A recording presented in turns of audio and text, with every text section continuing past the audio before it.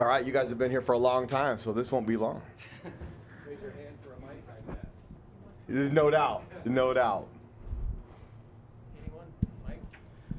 Coach, obviously defensively, I mean, the first half, a little bit challenging, but the second half, I mean, just to lock it up, they didn't have too much success. I mean, I know obviously Merlin come back and made a difference, but what was just a big, I guess, adjustment for you outside of Merlin from first to second half?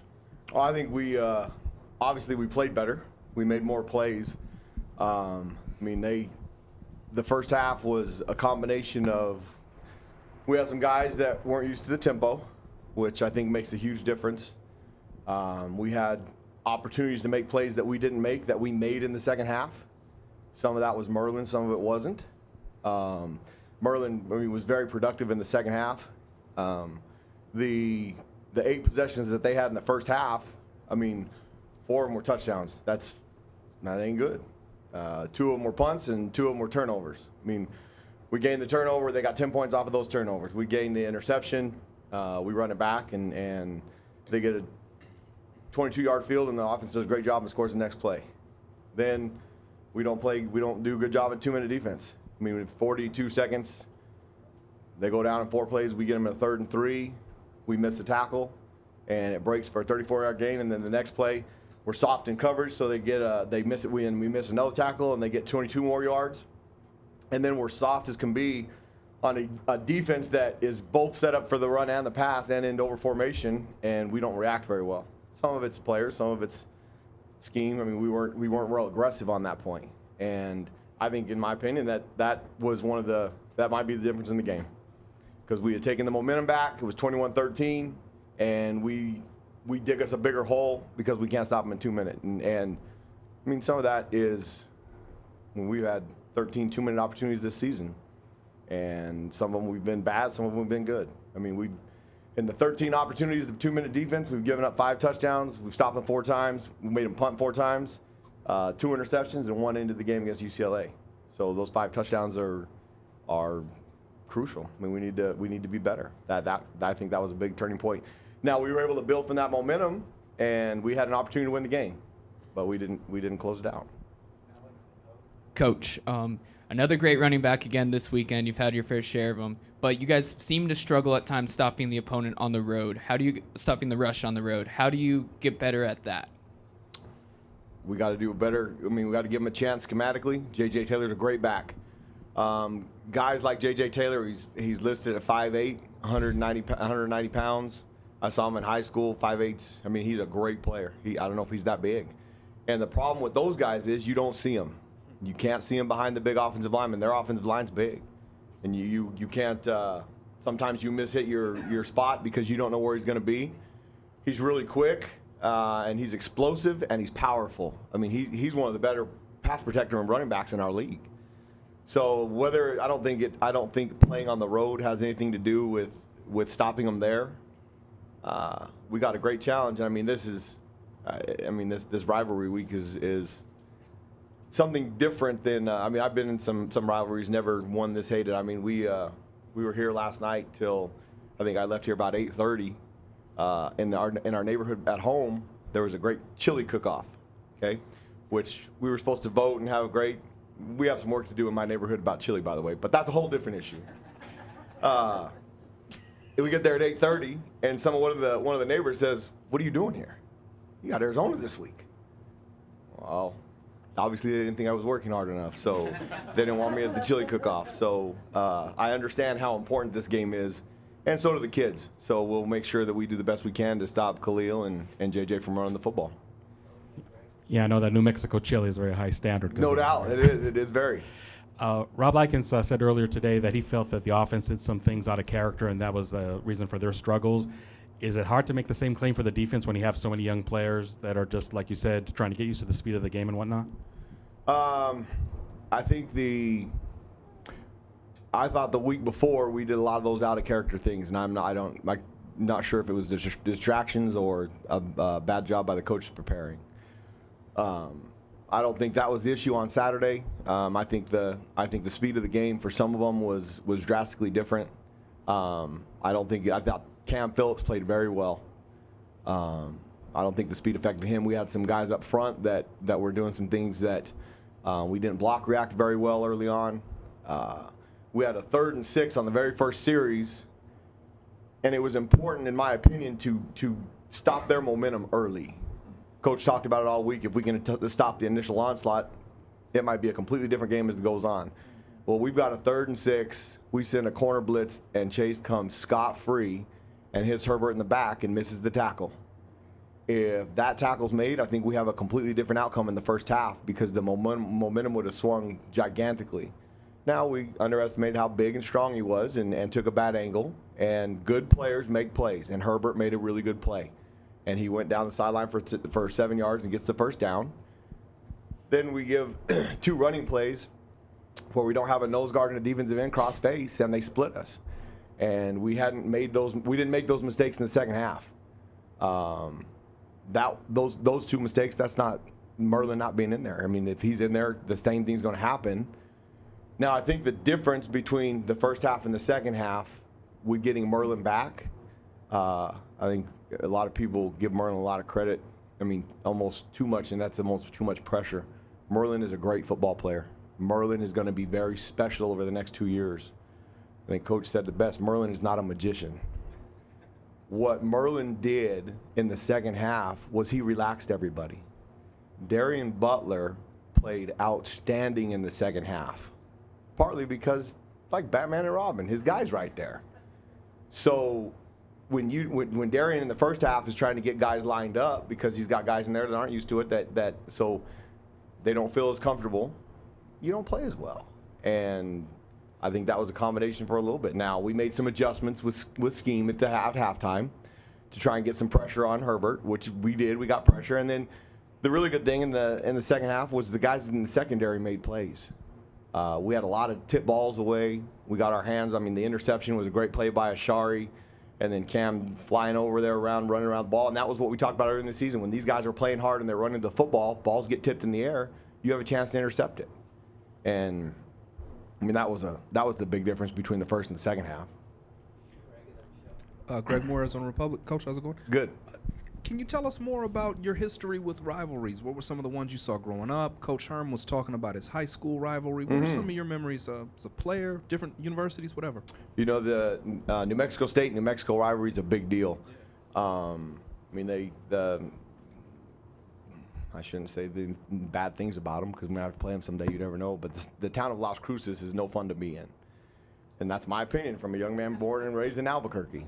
Okay? So when it's brought up like that, you learn to, I mean, I'll tell you what, it was to the point where we would not even stay the night in Las Cruces when we played them because there was nothing good down there. So we'd play the game the next day, and we'd either drive from Albuquerque or we'd stay on Paso and drive back up.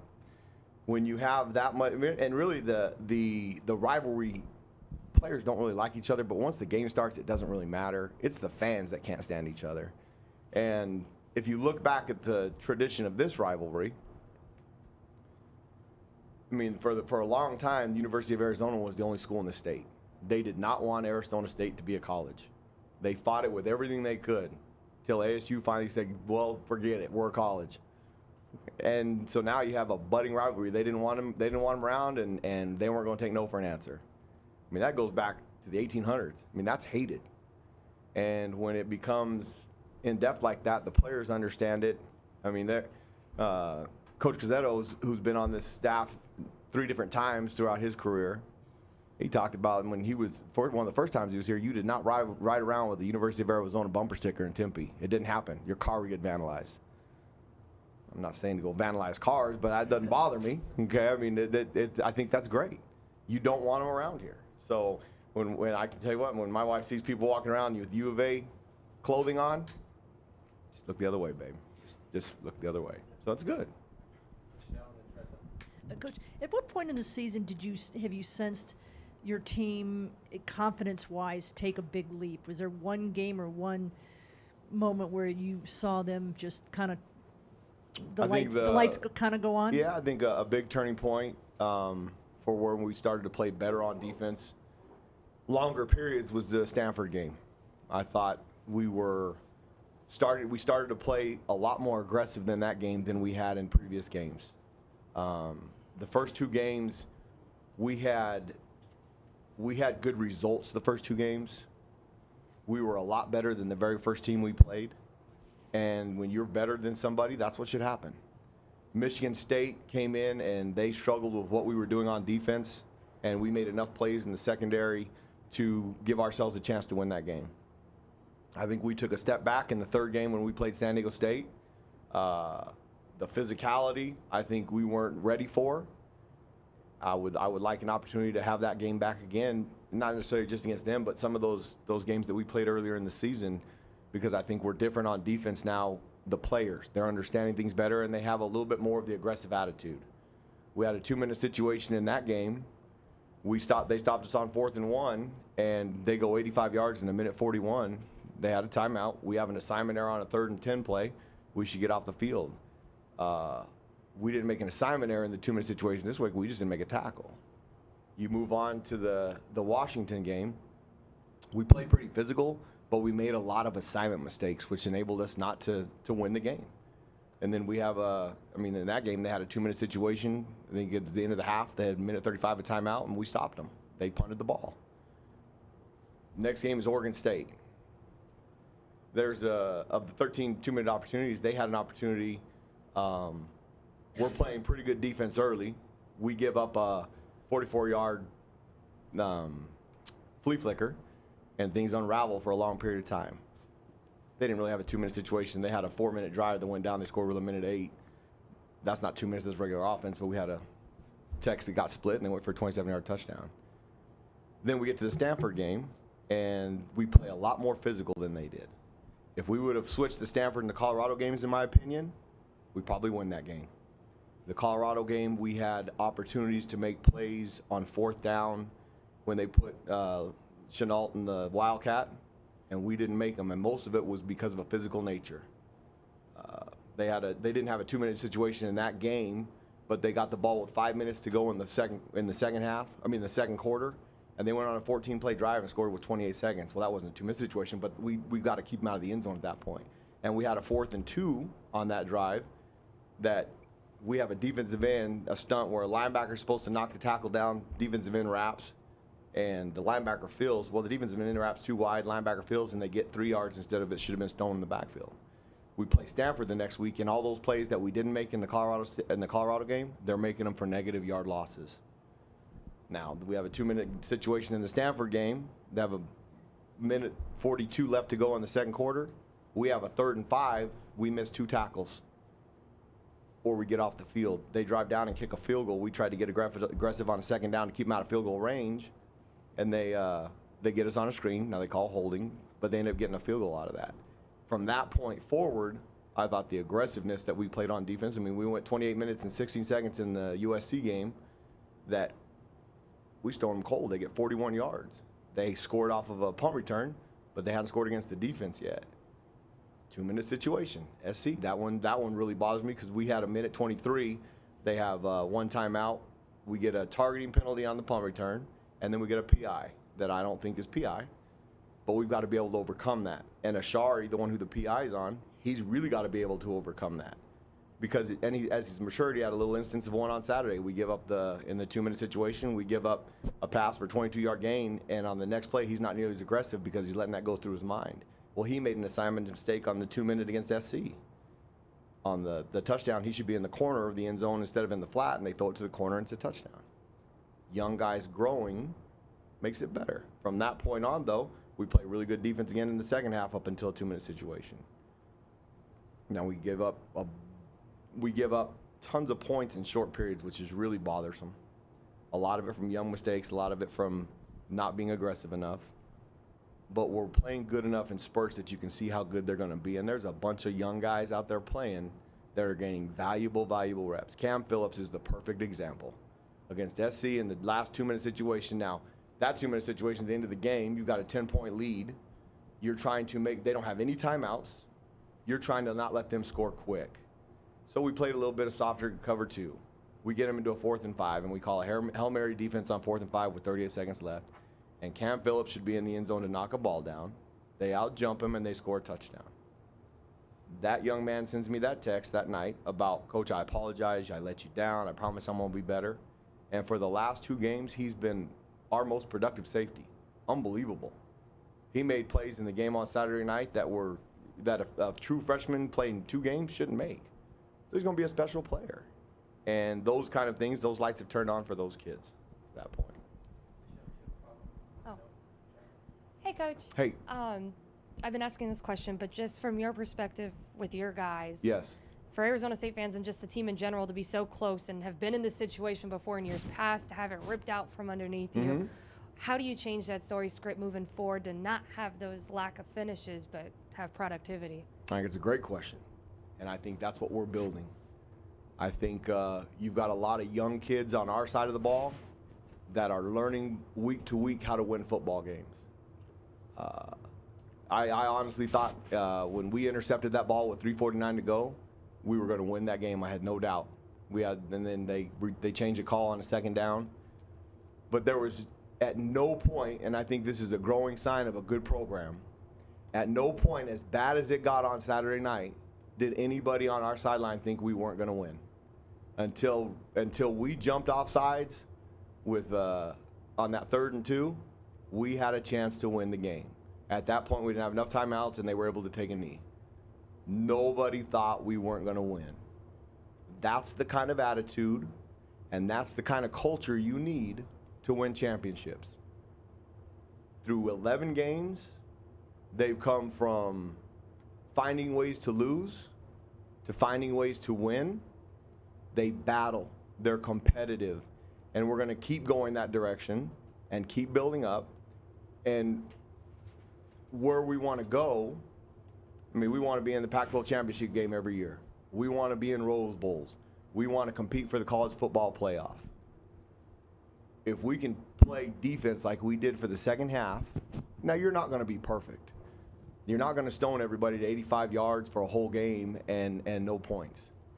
But we can be good enough and physical enough that we can hold people to 12 to 15 points, and that's going to be enough to win almost every game. And we're building towards that. And you can see the competitive nature of these kids, and it's everything that we do in the program that builds that competitive nature, whether it's in the weight room, whether it's out on the practice field. Everything we do is compete, compete, compete. And it gives you an opportunity to win games. And then they have to believe, and I think our kids believe they're going to win. First off, do you think either safety that was out would be back this week? Do you know at this point whether either one would be able to play? I don't. They had rehab. They went through rehab yesterday. Jalen's deal more so is how fast the nerve can recover and the strength that he has. I hope he can play. Those things are so iffy. I have no idea. But he told me today that he's going to be back. And I give that kid a lot. I mean, I believe what he says. I think last week he couldn't hold his arm up. I mean, we'd give him a test where you hold their arm up and see. He couldn't hardly hold his right arm up. He was a lot better yesterday. DeMonte, I'm not sure about yet. He's got the rotator cuff thing that he's still struggling with. So we'll have to see as the week goes on. And then my other question was, if you don't want to call Merlin a magician, but you still said that he came in and settled everybody down and people relaxed. How much credit does he deserve as a freshman that he's able to have that influence on your defense? I think a ton of credit. I mean, and I think I've said it from the very beginning. When we got into fall camp, you could tell between fall camp and our opening game against UTSA, he had this demeanor to him, and he knew schematically what everybody was supposed to do on defense. Even some of the guys in the secondary. And he doesn't have anything to do with the secondary, but it's important to him. And good football players know where all the puzzle pieces fit. If he knows where a safety's supposed to fit on the run, he can take a chance and come underneath the block. If he knows that there's going to be an extra guy there. He is the guy that knows those things. And then he has a great feel for the game of football. So when you have a great player out there and he can tell people before they have to ask what they're doing, he can see that they're a little bit, somebody might be confused. It kind of calms everybody down. And Merlin has this, good leaders have this attitude and this aura about themselves that when they're around other people, people look to them. I mean, perfect example. I mean, he's when you have great leaders and they bark something out, people around them usually, they don't take offense to it. They just do it. And he's kind of taken over that role. And, I mean, it was awesome. He got on the bus, and he had a phone charger. He's like, hey, who took my phone charger? And I picked it up for you, man. I thought I didn't want you to leave it. I mean, they respect him. He's earned their respect. And that, when you have that kind of leadership, you have a chance to be pretty special. And I think between Merlin and Darian and Lole up front, I mean, Lole his leadership comes. I mean, he has a very lively personality. It's not lively when he plays. He's violent and mean and nasty, but he's still smiling. And that stuff is infectious. I mean, it's contagious. And that's why Merlin is so special and those other young guys. Danny, you didn't get a chance to see Darian in high school play, right? Oh no, I did. I saw him a lot. I mean, we were trying to decide whether or not we wanted to recruit him at our former school. Narbonne's a great program. I think you got to give Coach Pierce the credit on him, because when you watch Darian on high school tape, very productive. He doesn't fit your DNA profile because he's 5'11", he's 240 pounds. But when we were talking about recruiting him, I mean, you put on Merlin's tape and it's a no-brainer. I'm like, yeah, we want that guy. And AP was like, hey, here's another one that's going to be really good. And then you watch it and you're like, God, he doesn't make a lot of plays, but is he going to be able to play at this level? You don't know. And to AP's credit, he's like, Coach, I've been battling against this guy for 5 years, since Pop Warner. I mean, he was in the Snoop League. We tried to get him at Pauley. I mean, he's one of those kids that he just makes your team better. When a coach feels that strong about a kid and he's willing to jump up on the table, I will take him 10 out of 10 times, because there's intangibles that you will never see on a high school tape that he's a winner. We want kids that know how to win. We want kids that do that. And when you can evaluate that and you've been around a kid for that long and you know, it's a no-brainer. Do you remember there was a time in preseason camp? It was early. There was no contact. Or you guys weren't. I think you were just maybe in helmets, and I don't think you were in shoulder pads. But there was a hit on the field that made everybody kind of turn and look, and he knocked somebody pretty hard. Mm-hmm. Does this ring a bell? Yep. Did that tell you anything about him, or if not, when was it during preseason that you thought, you know what, this guy might be able to start from the get-go? It was in the scrimmage where Tyler Wiley got hurt. It was our first scrimmage of fall camp. I thought it was very soft, very disappointing. There was one guy that stood out, and we run a stunt where he's either the first blitzer or the second blitzer, and their job is to aim at a certain aiming point on one of the offensive linemen and hit him as hard as you can. And if he blocks you, you cross his face. If he doesn't block you, you penetrate and get vertical. If you're the wrapper, you come right off that guy's tail, and you're going to have to make a play, whether it's to make a tackle or go sack the quarterback. Whoever, I don't remember who it was that ran the stunt in front of him, hit it as soft as could be. And it didn't work. And he got frustrated. And we called it again, because I'm pretty stubborn that way. When they don't do something right, I'm going to make them do it until they do it wrong, until they can't get it wrong, and beat their head in the wall until they get it right. And he barked at whoever it was. And that dude ran in there and hit as hard as he could, and Darian came around, and the hit you're talking about smacked a pulling guard right in the face, knocked him on his tail. And when he barked at that young man, he just did it. That's the same kind of stuff with Merlin. They don't take offense when they know it's a good player. And you could see them guys budding that they were going to be the leaders of the future and the leaders of the team this year. And you have to be a good player to do that, because if you're not a good player, it doesn't matter what you say. They don't listen.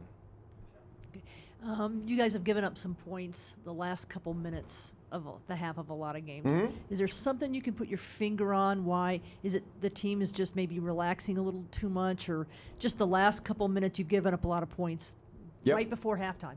I can tell you, like I said, there's been 13 of them, 13 two-minute situations. We can go game by game. I can tell you exactly all of them that happened. The UTSA, we didn't have one. They took a knee. Michigan State, they got the ball with 2:35 to go with one timeout. We go 3 and out, and they punt. San Diego State, 85 yards to go, a minute 41. We make assignment mistakes.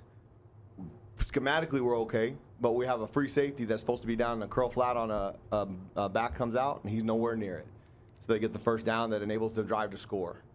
Okay, go to the fourth game, Washington. They had the ball minute 35, one timeout. In the first half, we go 3 and out. The fifth game, Oregon State, like I said, they had a 2-minute. They didn't have a 2-minute situation. They went down on a 12-play drive where they got the ball with 4:08 to go. They split us with a minute 8 to go in the half on a nose guard goes the wrong way, and we don't do a very good job from the safeties coming up. So they score. That's just regular defense. Those plays are going to happen. The fifth game with Stanford, where we talked about, they go down, they kick a field goal, we have an opportunity. We have an opportunity we missed 2 tackles in the first third down and 5 that enables that drive to go. The sixth game is Colorado. Once again, not a drive. 14-play drive with 5:28 to go. That was a game of drives. They scored with 28 seconds to go, but we were never in a 2-minute situation. SC, the first one really bothered me. We talked about it earlier because of the assignment error and the PI. The second one, it bothers me only because of an experience deal. And Cam learned from that experience, okay? The next game, the Utah game, they get the ball with, in the first half, they get the ball with a minute 16 to go. They have 2 timeouts. They drive down, and Ashari knocks the ball down. They throw a deep ball. Ashari knocks it down in cover 2, so we don't give up a big play, and they have to punt. We call timeout so that they can't throw a Hail Mary, and they have to punt. That same Utah game, they get the ball back with 4 minutes to go in the second half. We go into a 2-minute situation because we're up by 18. This time, it's don't give up big plays quick so that they don't score. We are an 18-point lead. We want to protect it. If you take a chance in that kind of a situation and go after the quarterback and play man and blitz them, you're taking a chance of giving one to pop real quick like what happened in the Oregon game. They drive down, they complete a couple balls in cover 2, and then we intercept the ball on the 6th play of the drive. Okay, UCLA, they get the ball with a minute 58 seconds to go in the the second quarter. They have 2 timeouts. Chase makes a play on 3rd and 6 that makes it, he faces up a tackle that he missed earlier in that game on Caleb Wilson, but he faces the guy up, and now they have to punt in a 2-minute situation. That exact same play he doesn't make on Saturday night against Oregon. They get 2 2-minute situations against Oregon, so they go to the next game, the Oregon game, with 2:35 to go in the in the second quarter. They have an opportunity to go down and score. The score is 21-6. Ashari makes a great play. We're in man coverage. They have a stack combination route over there. He got his guy pressed up. Kobe's off the ball. He makes a great play and intercepts the ball and looks really fast on his return down to the 22-yard line. And I gave him a whole lot of credit because I gave him a whole lot of hard time about his return against Utah. Well, he looked like a really good football player on that play, and we give our offense an opportunity to score, and they do. The very next play, we have a very similar play to the UCLA game on 3rd and 3, and Chase has his arm around a guy and gets knocked off, and they split us for 34 yards. Then the end of the, there's your 13-minute opportunities. At the beginning of the season, we practice 2-minute every Tuesday and Thursday in practice. And this is where philosophies between coaches come into arguments, I guess. And Coach Edwards is great. The beginning of the thing we're having really a lot of success in practice. We're stopping the offense where they're struggling, but it's not a live drill. So when you get a sack, you can argue whether or not it was a sack. You can do all those things. Well, we were stopping them, but the offense needs to practice that stuff too. Then you decide, okay, well now we're gonna script these things. Well, that goes against the defensive guy's philosophy. Any defensive guy that wants to allow their script for their defense to have success against is gonna complain about it. I complained about it because I don't think that's the way to practice what we needed to practice. So then we changed those things up in practice where if they want to script something, they can go against the scout team. Make it a competitive deal. We gave up the ones that really, really bother me, the touchdown against SC, the one against Oregon, and the one against San Diego State, because I think we won the SC game. We lost all the momentum on the San Diego State one. We lost a lot of momentum that we were able to overcome in the Oregon game. It's not what we're doing. We need to continue to execute a little bit better at what we're doing, and we'll continue to practice it. A lot of the mistakes are either missed tackles, which we don't tackle very well yet, We will continue to be a better tackling team just from the things that we do in practice. Okay, I think that's number one. We can't make assignment mistakes.